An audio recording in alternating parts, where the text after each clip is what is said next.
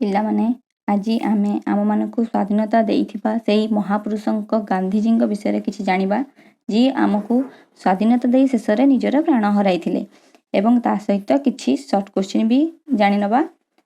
ତାହେଲେ ଚାଲନ୍ତୁ ଆଜିର ଏହି ଭିଡ଼ିଓଟିକୁ ଆରମ୍ଭ କରିବା। ମହାତ୍ମା ଗାନ୍ଧୀ।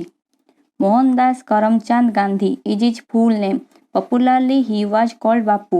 ତାଙ୍କର ପୁରା ନାମଟି ହେଲା ମୋହନ ଦାସ କରମଚାନ୍ଦ ଗାନ୍ଧୀ। ସେ ବାପୁ ନାମରେ ପରିଚିତ ଥିଲେ। He was father of the whole nation. He was also called a Mahatma Gandhi a great man.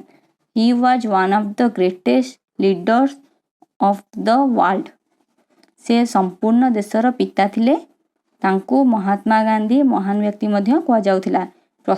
ପୃଥିବୀର ପ୍ରସିଦ୍ଧ ସର୍ଦ୍ଦାରମାନଙ୍କ ମଧ୍ୟରୁ ସେ ଜଣେ ଥିଲେ। Gandhiji was born on 2nd October in 1869 at Porbandar in Gujarat. He was married to Kasturba. Gandhiji ଗୁଜରାଟର ପୋରବନ୍ଦରଠାରେ 2 ଅକ୍ଟୋବର 1869 ମସିହାରେ ଜନ୍ମଗ୍ରହଣ କରିଥିଲେ। ସେ କସ୍ତୁରବାଙ୍କୁ ବିବାହ କରିଥିଲେ। He went to England for higher studies.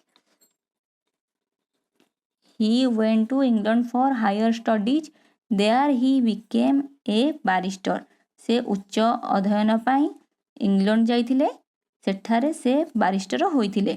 Then he went to South Africa but soon returned to India. He started a non-violent movement against the British.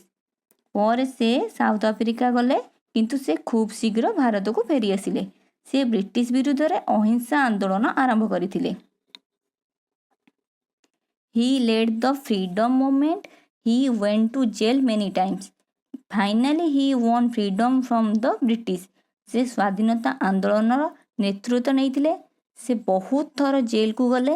ଶେଷରେ ସେ ବ୍ରିଟିଶଠାରୁ ସ୍ୱାଧୀନତା ହାସଲ କରିଥିଲେ।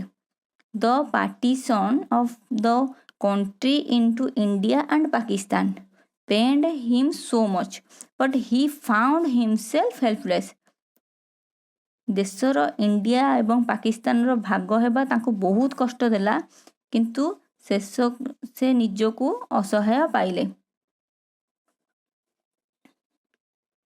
A misguided man killed him on January 30, 1948. ଜଣେ ଭ୍ରାନ୍ତ ଦ୍ୱାରା ଚିନ୍ତା ରଖୁଥିବା ଲୋକ ତାଙ୍କୁ ଜାନୁଆରୀ 30, 1948 ମସିହାରେ ମାରିଦେଲା। It was a great loss to India. ଏହା ଭାରତର ବହୁତ ବଡ଼ କ୍ଷତି ଥିଲା। He was our great leader, friend and guide. He always cherish his memory. ସେ ଆମର ପ୍ରସିଦ୍ଧ ସର୍ଦ୍ଦାର, ସାଙ୍ଗ ଏବଂ ପଥ ପ୍ରଦର୍ଶକ ଥିଲେ। ଆମେ ସବୁବେଳେ ତାଙ୍କ ସ୍ମୃତିକୁ ଭଲ ପାଉ।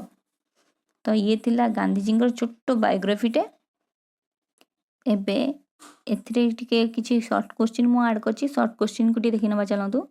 First question, what was the name of Gandhiji sons?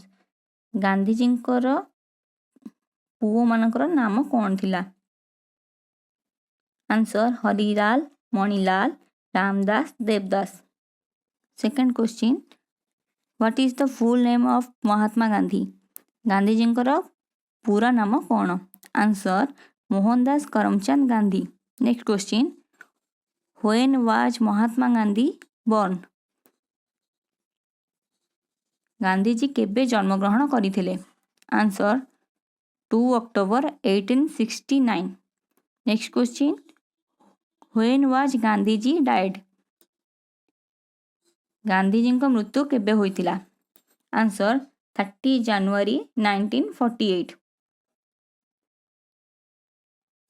Next question,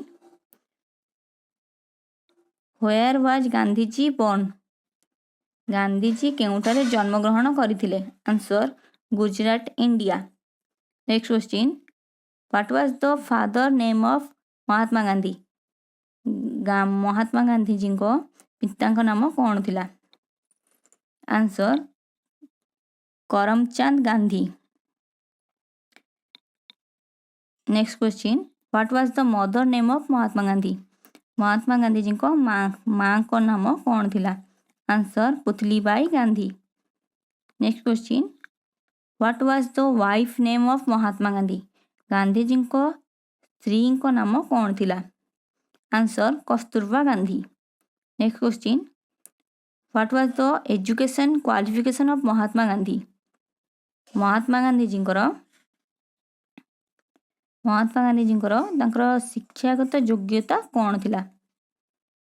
answer barrister at law. How many childrens of Gandhiji? ଗାନ୍ଧୀଜୀଙ୍କର କେତୋଟି ସନ୍ତାନ ଥିଲା? ଆନ୍ସର 4। ତାଙ୍କର 4ଟା ପିଲା ଥିଲେ। Next question, what was the profession of Mahatma Gandhi?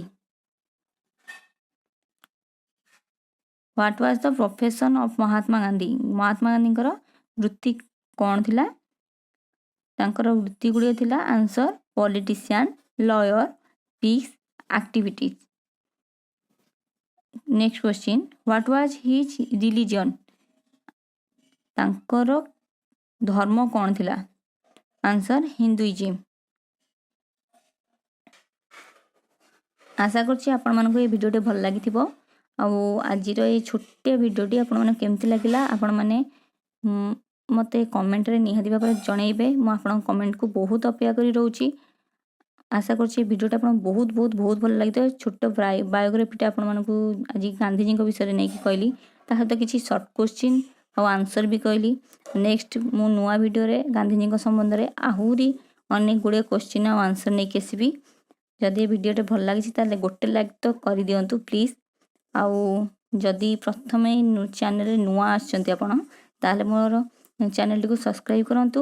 ପୁଣି ଦେଖା ହେବା ଆଗାମୀ ଭିଡ଼ିଓରେ କିଛି ନୂଆ ପ୍ରଶ୍ନ ଗୁଡ଼ିକ ସହିତ। ରହୁଛି, ଧନ୍ୟବାଦ।